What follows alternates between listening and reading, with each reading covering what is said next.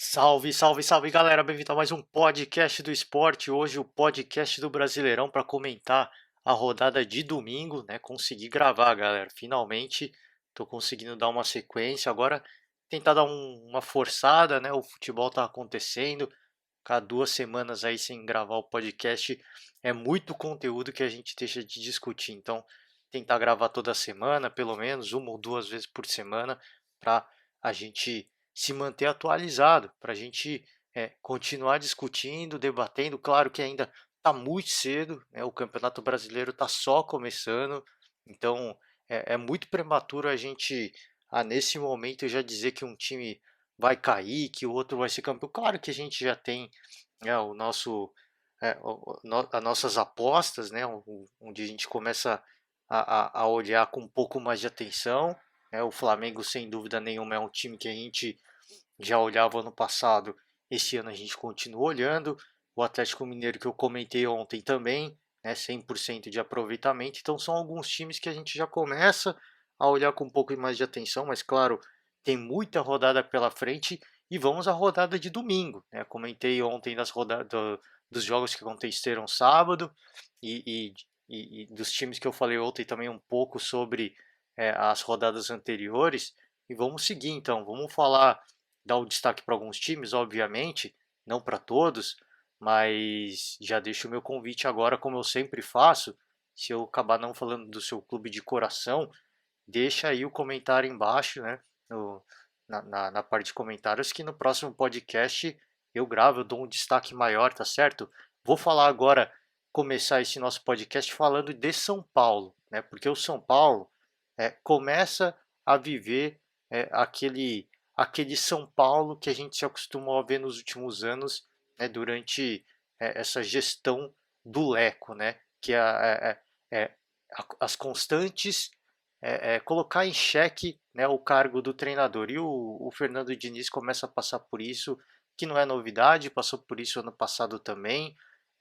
A gente elogiou aqui pela manutenção do Fernando Diniz para essa temporada, mas volta agora a ser questionado, a torcida cobra e o cargo dele está em xeque. E eu já me arrisco a dizer, tá? Não é pessimismo nem nada disso, mas considerando que a gestão é do mesmo presidente e por tudo que a gente já tem visto, né, nos últimos anos no São Paulo, o Fernando Diniz vai cair. Eu já me arrisco a dizer aqui, posso queimar a língua, e se eu queimar a língua, para mim não é problema nenhum, não. Eu vou parabenizar, né, a gestão São Paulina por dar esse voto de confiança. Mas, na minha opinião, sempre que começa a acontecer isso no São Paulo, o técnico cai, pelo menos nessa gestão do Leco. E para mim, o Fernando Diniz vai cair, é questão de tempo. Né? Venceu o Fortaleza numa rodada anterior. Na primeira rodada, inclusive, teve o jogo com o Goiás cancelado, foi em cima da hora, né? Os jogadores do São Paulo até chegaram a entrar em campo, e aí que o Goiás entrou ali com um pedido na justiça para adiar essa partida e conseguiu. Aí na segunda rodada, essa era para ser o jogo da primeira, na segunda rodada jogou contra o Fortaleza no Morumbi, venceu, um placar magro, e aí no domingo perdeu do Vasco da Gama por 2-1. E aí já começou, o torcedor foi lá no aeroporto fazer o seu protesto, né? Um momento que a gente não precisa de aglomeração, a gente não pode ter aglomeração, não precisa, não pode ter aglomeração, não deveria ter. A gente já começa a ver os protestos. Esse é o grande problema da volta do futebol, tá? Não vou perder mais um podcast discutindo isso, mas eu estou falando aqui há mais de um mês. Voltar com o futebol com os protocolos seguros não é o problema é isso. Né? O futebol gera alegria e gera tristeza. Quando o Palmeiras foi campeão no Campeonato Paulista, teve uma cidade em São Paulo que a galera foi todo mundo pra praça, uma festança, fogo de artifício, mas é aglomeração, gente, né? Esse é o problema, né? O São Paulo perdeu do Vasco da Gama e aí a torcida foi lá protestar, e aí um monte de gente um do lado do outro. Esse é o grande problema, não só do futebol, do esporte como um todo, né? Porque no nosso país, o futebol, obviamente, é a paixão nacional, mas em outros países, você pegar os Estados Unidos, tem basquete, tem futebol americano, e aí sim é outras paixões, mas sempre acaba gerando aglomeração. Né? Isso faz parte, né? Isso faz parte da forma como a gente vive como sociedade. e é natural que isso fosse acontecer, e isso a gente já começa a ver algumas amostras dos problemas da volta do futebol. Mas enfim, vamos seguir falando de São Paulo, porque a vida do torcedor São Paulino não está fácil, né? E a queda do Fernando Diniz, o que, que representa para esse time do São Paulo? Mais um ano sem disputar títulos, que é o tão sonhado aí, algo que é tão sonhado pelo torcedor São Paulino, a menos que o São Paulo encontre aí um Jorge Jesus como fez o Flamengo, porque o Flamengo, é, é, apesar do histórico recente, né, de ser talvez um dos maiores times que a gente tenha visto jogar aí na história do futebol brasileiro, tá? Todo o respeito a todos os outros equipes e jogadores que fizeram história, mas não tem como a gente deixar de falar. O que o Flamengo fez foi um feito absolutamente fantástico e está entre sim um dos melhores elencos que a gente viu no nosso futebol, sem dúvida nenhuma. Isso a gente tem que frisar e tem que destacar. Não estou falando que é o melhor, está entre os melhores. E assim, muitos jogadores que fizeram aquela campanha fantástica já estavam no Flamengo e eram muito questionados, né? Dou destaque aqui para o Diego, é um deles, cara que veio para ser um cara do meio campo, foi muito questionado e aí na era Jorge Jesus cresceu muito de produção. Esse é um exemplo. Então vários jogadores que já estavam lá já, fizeram parte, né, desse elenco. Claro, o Bruno Henrique não tava, né? O Gabigol também não, mas e foram um dos maiores responsáveis pelo Flamengo super goleador. Mas vários outros jogadores que estão no Flamengo fizeram parte daquele Flamengo, já estavam no Flamengo antes e fizeram parte daquele Flamengo contestado, né? De muitas trocas de treinadores, de títulos que não vinham. Então, e aí veio o Jorge Jesus e mudou tudo isso. Então, acho que a única esperança do torcedor São Paulino é isso acontecer. Mas, claro, isso não acontece, é, é, é, isso não pode estar contando com isso. Então, por isso que essa troca de treinador do São Paulo que possivelmente vai acontecer, e eu acredito que vai acontecer, é totalmente maléfica para esse time. De novo, a menos que consiga encontrar um Jorge Jesus e esse time é, é, se reencontre dentro de campo, porque infelizmente o São Paulo vive um problema político. O treinador é interessante, mas não é um super treinador, isso já está claro. E os jogadores também estão sentindo muita pressão. Isso já não é de hoje. Os jogadores do São Paulo sentem pressão, isso de longa data. Isso se reflete no resultado dentro de campo, né? Assim, é, o Jorge Jesus me fez mudar. O Jorge Jesus e o São Paulo, né? Não estou aqui puxando o saco de treinador estrangeiro nem nada disso, mas eles me fizeram mudar um pouco daquela visão que eu tinha de que o técnico precisa de tempo, de que para estabelecer seu. Claro, eu acho que todo técnico deveria ter esse direito de trabalhar e de ver se o seu trabalho vai dar frutos, porque não é todo mundo que vai chegar e vai mudar, né? Mas isso aconteceu, claro, com o São Paulo e com o Jorge Jesus, mas não é todo mundo que vai conseguir. E o Fernando Diniz, de certa forma, teve um certo tempo, né? E o São Paulo, antes da parada aí da pandemia, era talvez dos clubes de São Paulo que apresentavam o melhor futebol. E aí teve uma queda muito grande, e essa queda de rendimento eu acho que tem que ser considerada, porque ficou muito tempo parado, né? Então, ser questionado nesse momento eu acho que é muito cedo, é muito prematuro, mas sim, não tem como a gente dar muita desculpa, porque teve tempo de trabalho, né? Teve o tempo para conhecer os jogadores, para colocar sua filosofia dentro de campo. E é por isso que é difícil a gente acabar contra-argumentando, né, em cima disso. Claro, de novo, eu acho que o Jorge Jesus foi uma exceção. E isso, se voltar a acontecer, que eu acredito que vai, mas vai demorar, não vai ser da noite para o dia que isso acontecer. Ah, mas aconteceu, por exemplo, com o Palmeiras, né? O Palmeiras que teve uma eliminação em 2016, se eu não me engano. É, peço desculpas ao torcedor palmeirense aqui se eu estiver enganado. Teve um, um uma eliminação no Campeonato Paulista, e o Cuca, o que que ele falou?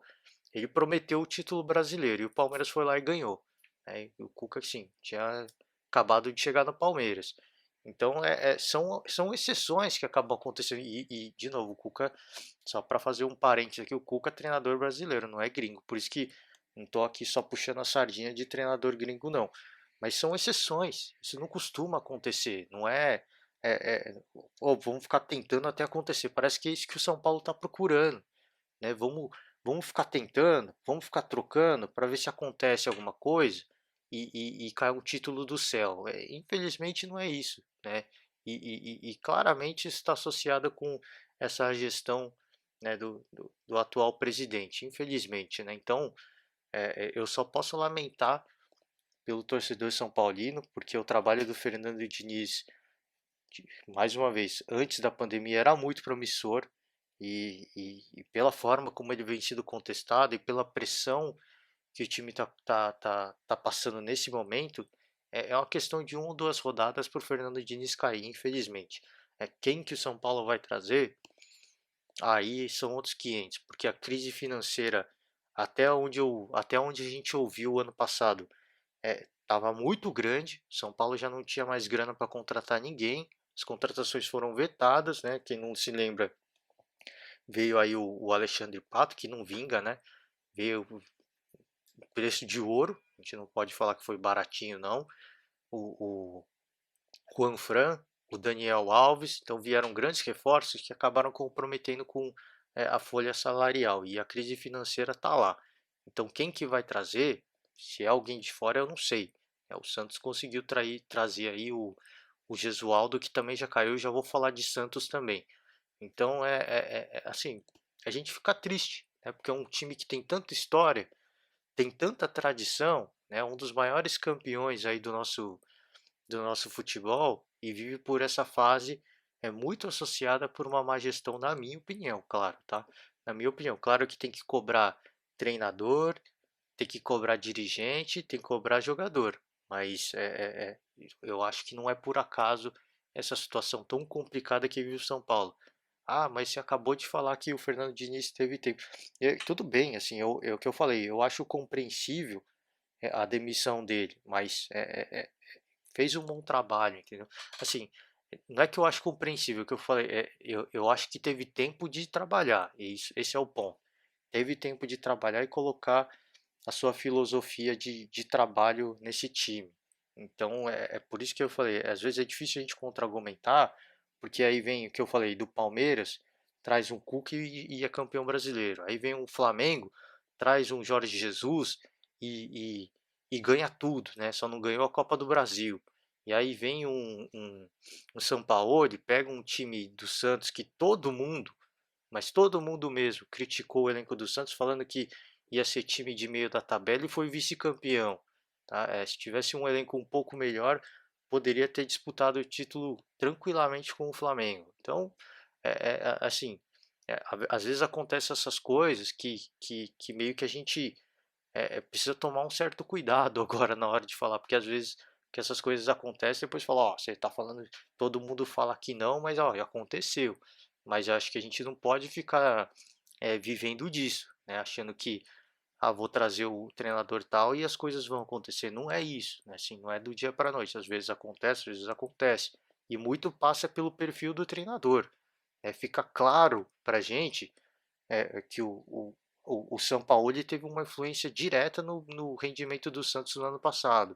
Que o Jorge Jesus, pelo menos nesse momento, né, de troca de treinador, teve influência direta no que foi o Flamengo do ano passado. Então, o treinador tem sim, né, a sua parcela de importância, e às vezes essa parcela é muito grande. Mas você ficar na tentativa e erro, como faz o São Paulo, infelizmente a gente não consegue nem imaginar uma perspectiva positiva no curto prazo, tá?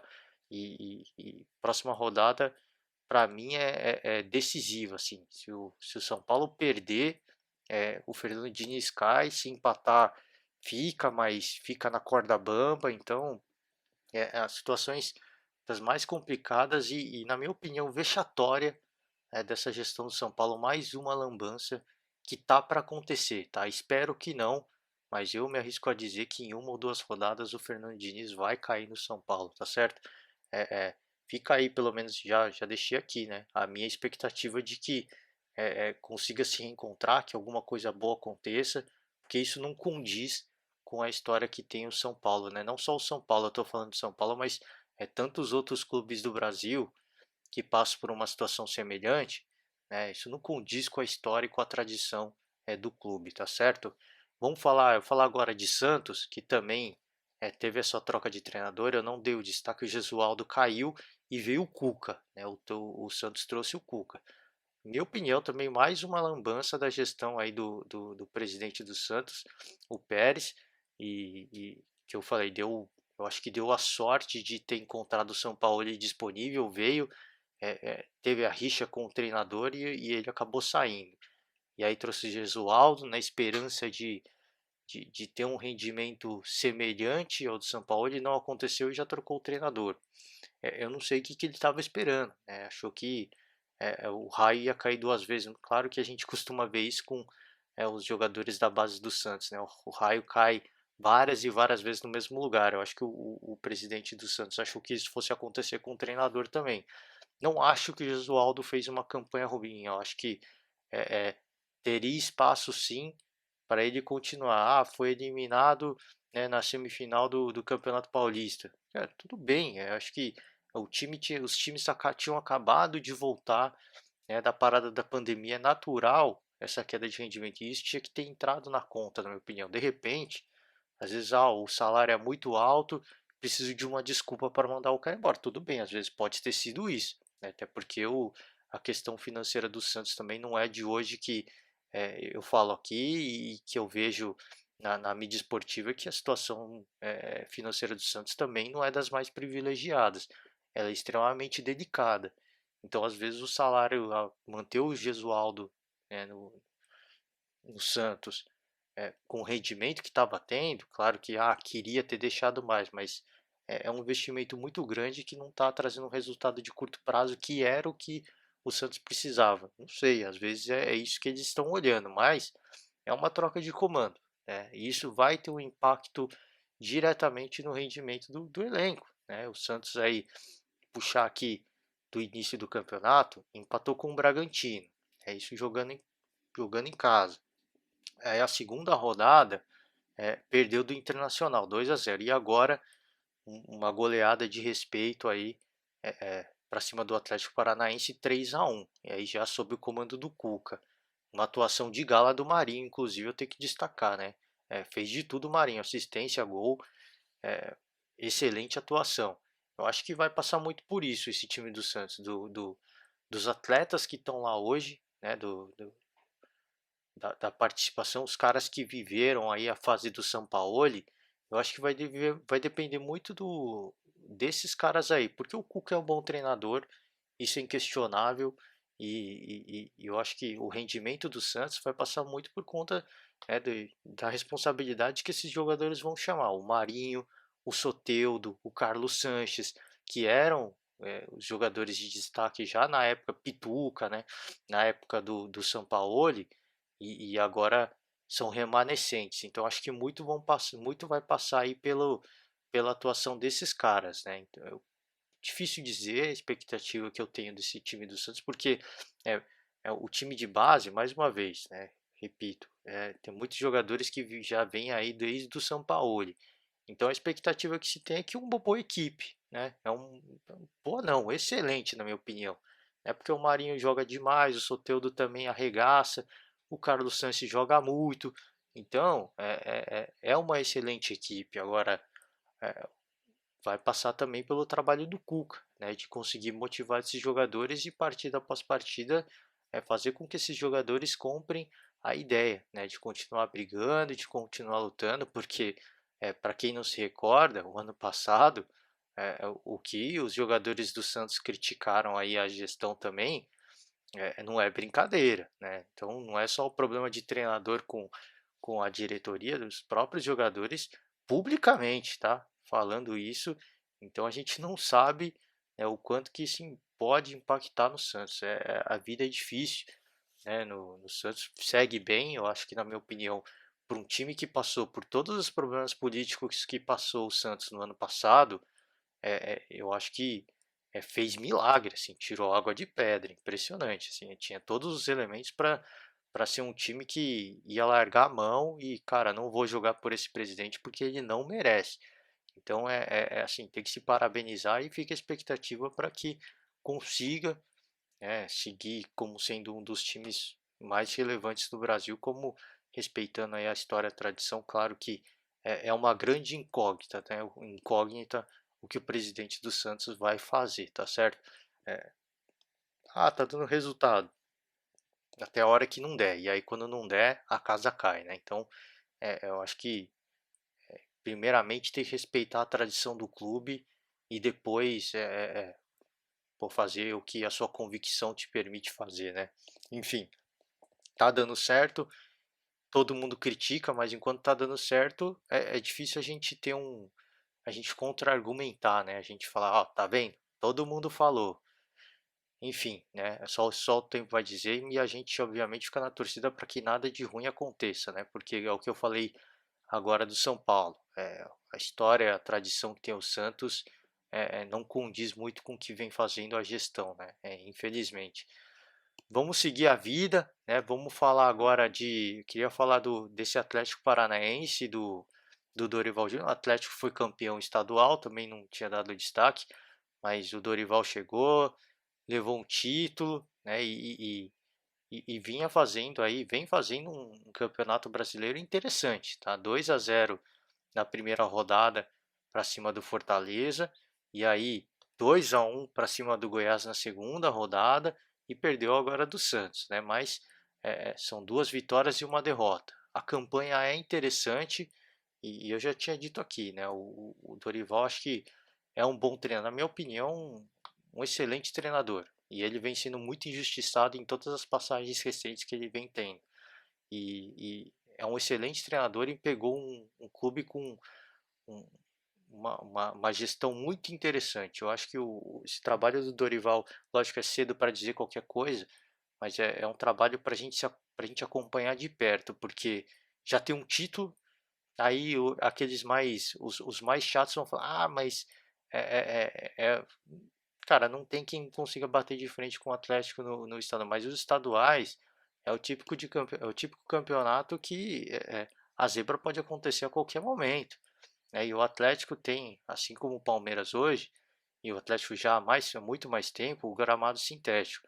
Então o fato de jogar na Arena da Baixada é muito favorável a esse time do Atlético que sabe jogar bem lá. Então é um time muito interessante, um time que faz uma gestão, na minha opinião, das mais exemplares do futebol brasileiro e pega agora um excelente treinador. Então acho que a gente tem que acompanhar muito cedo para falar alguma coisa, mas essa derrota para o Santos eu acho que é aquele erro de percurso, é natural. Pega um time de muita tradição pela frente, num dia inspirado do Marinho, é, é natural que a derrota poderia acontecer e de fato aconteceu. Para finalizar, eu queria dar o destaque para o Fortaleza, né, porque eu sempre elogio aqui no podcast o trabalho do Rogério Ceni. Primeira rodada, a derrota aqui que eu já falei do Atlético Paranaense, perdeu do São Paulo, né, jogou no Morumbi, teve bandeirão, a torcida teve torcedor que foi atrás para tirar selfie e acabou perdendo o São Paulo. Assim, uma derrota que foi muito melancólica porque o próprio Rogério Ceni falou que, para ser justo, teria que ter sido um empate, né, nessa partida. E aí, na terceira rodada, um, um empate com o Botafogo. Então, a campanha do Rogério Ceni não vem sendo muito interessante, né, nesse início de campeonato brasileiro. É um cara que eu elogio muito pela trajetória que ele teve e pelo trabalho que ele fez no Fortaleza. Mas não é motivo, obviamente, para desespero, mas chama atenção esse início de temporada muito ruim do Fortaleza, né? Se a gente olhar a tabela, o Fortaleza é o penúltimo colocado da tabela. Então a gente é, é, fica esse ponto de atenção, porque o Curitiba é outro time também que tá zerado, né? O Curitiba tem 3 derrotas, então começa a chamar atenção, né? Assim como eu falei do Atlético Mineiro, 3 vitórias chama muita atenção. O Curitiba 3 derrotas, o Fortaleza no caso 2 derrotas, um empate chama atenção, começa a chamar atenção, assim como o rival do estado também, o Ceará. Então começa a chamar atenção algumas coisas e seguir falando da tabela, né? Olhar a tabela de classificação do Campeonato Brasileiro. O Atlético Mineiro é o líder, 100% de aproveitamento, 3 vitórias. O Vasco da Gama, 2 vitórias, é o vice-líder no momento, e isso uma partida a menos, hein? O Vasco da Gama. O Internacional é o terceiro colocado, 2 vitórias, uma derrota. O Bahia, 2 vitórias, é o quarto colocado. O Atlético Paranaense, uma derrota, 2 vitórias. E o Grêmio fecha aí o G6, 2 empates e uma vitória, tá? Só por falar aqui que eu tinha comentado do Santos, o sétimo é o Atlético Goianiense, que fez aquela goleada de 3-0 para cima do Flamengo, surpreendente. O Santos é o oitavo, o nono Fluminense, o décimo o Sport Clube Recife, né? O 11º São Paulo, 12º Flamengo, Palmeiras 13º, né? Resultado, campanha ruim, a gente pode dizer, do Palmeiras, 2 empates. O Botafogo também na mesma pegada do Palmeiras, 2 empates. Aí vem o Bragantino, que foi aí destaque no Campeonato Brasileiro, no Campeonato Paulista, uma derrota, 2 empates. 16º, aí o último time antes do Z4, o Corinthians. 17º, aí abre o Z4, o Goiás. E aí vem na sequência o Ceará, o Fortaleza e o Curitiba. Então, é muito cedo para falar qualquer coisa. Obviamente eu já falei aqui. São só 3 rodadas. Alguns times como o Palmeiras, que eu já falei, o próprio Corinthians, tem uma rodada a menos. No caso, o Goiás também teve aquela primeira partida com o São Paulo cancelada por conta de jogadores com Covid. Então, é muito cedo. Alguns times ainda até sem uma partida, com uma partida a menos, mas algumas coisas já começam a chamar atenção. Deu destaque já para o Atlético Mineiro e para o Curitiba, né, os dois extremos, um com 3 vitórias e o outro com 3 derrotas. Então a gente sempre costuma dizer que, putz, está começando agora, está muito cedo. Mas é sempre esses pontinhos aí de início do campeonato que pesam para o time ser campeão ou que pesam para o time ser rebaixado. E é por isso que é de suma importância esse início, porque tá todo mundo meio nivelado, né? Acho que talvez esse é o grande ponto, né? Para os times que, principalmente os times que no ano passado brigaram na parte da tabela, os times que vieram da Série B, né? Como o campeonato está meio resetado, porque todo mundo ficou parado muito tempo, esse é o momento de buscar o máximo de pontuação possível, porque depois quando desandar, quando todo mundo engrenar, aí vai ser complicado, né? Imagina você pegar um Flamengo que se ajustou com um novo treinador, vai ser difícil, cara, assim, vai jogar no Maracanã para tentar arrancar ponto do Flamengo, aí chegando nas últimas rodadas tendo que arrancar ponto do Flamengo. Tem que fazer isso agora, né? É o que fez o Atlético Goianiense. Tem que aproveitar esse momento, porque tá todo mundo meio igual, né? Fisicamente, tecnicamente e taticamente também. Então acho que cedo para falar qualquer coisa, obviamente, mas essas 3, 4 rodadas de início de campeonato que definem, que dão ou tiram pontos, e pontos que fazem falta no final, tanto para ganhar título, para se classificar para Libertadores, quanto para rebaixamento também. Então fica aí essa nossa, essa nossa chamada aí, porque tá na hora de virar chave, tá cedo para se entregar, né? Às vezes as coisas não acontecem tudo bem, mas esse é o momento de buscar, vamos aproveitar. O resto da temporada pode ser muito difícil para a gente correr atrás depois. E aí ficar numa gangorra, num desespero para correr atrás de pontuação. Tá certo? Eu vou terminando aqui hoje, rapidamente, né? Só para encerrar de vez, Champions League. Hoje tem o Leipzig contra o PSG. Vamos acompanhar também de perto essa Champions League, porque é o que eu comentei ontem, né? dois times alemães e dois times franceses. Muito interessante, né? Para os times franceses, principalmente aí o Lyon, vai jogar contra o Bayern que goleou o Barcelona, é uma boa oportunidade, tá? Porque claro que o Bayern já foi campeão alemão, já está jogando há um tempo, mas de qualquer forma, todo mundo teve a parada por causa da pandemia. Então, é, é, a, a condição técnica, física e técnica e própria questão de confiança, tudo bem que venceu o Barcelona de 8-2, a confiança está lá no alto, mas até pela questão da confiança, é muito diferente se tivesse tido uma temporada regular normal como qualquer outro ano. Então acho que é uma boa oportunidade aí pro Lyon, pro Leipzig, pro próprio PSG que vem sonhando muito com o título da Champions League, de cara, esse é o momento, assim, tem que aproveitar essa temporada que ela é diferenciada. Aconteceu sim uma tragédia, mas tem que aproveitar esse momento que todo mundo teve essa essa parada e acredito eu ainda que não está todo mundo ainda no seu 100% da sua forma física. Então eu acho que vamos acompanhar porque é muito interessante. E o fato de ter dois times franceses, na minha opinião, todo respeito, obviamente, aos clubes franceses, mas chama muita atenção, né? Num campeonato que tem outros grandes clubes que a gente pode destacar aí da Inglaterra, da Espanha, da Itália, a gente vê dois clubes franceses de certa forma uma novidade, então chama atenção e a gente vai acompanhar essa partida do Leipzig contra o PSG e na semana que vem a gente está de volta para falar um pouco mais sobre o Campeonato Brasileiro, sobre a Champions League. Deixo mais uma vez o meu convite aqui para vocês. Quiser que eu dê o destaque do seu clube de coração, comenta aí embaixo. Quiser que eu dê destaque para outro campeonato, que eu fala do campeonato chinês, a gente vem e fala, não tem problema nenhum, não deixa o comentário aí, a gente vai atrás da informação e vem aqui e debate com vocês, tá certo?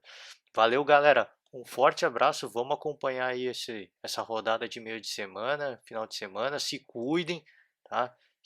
Medida do possível aí, se puderem, fiquem em casa, continuem no álcool gel, higienizando tudo, usando máscara, tá certo?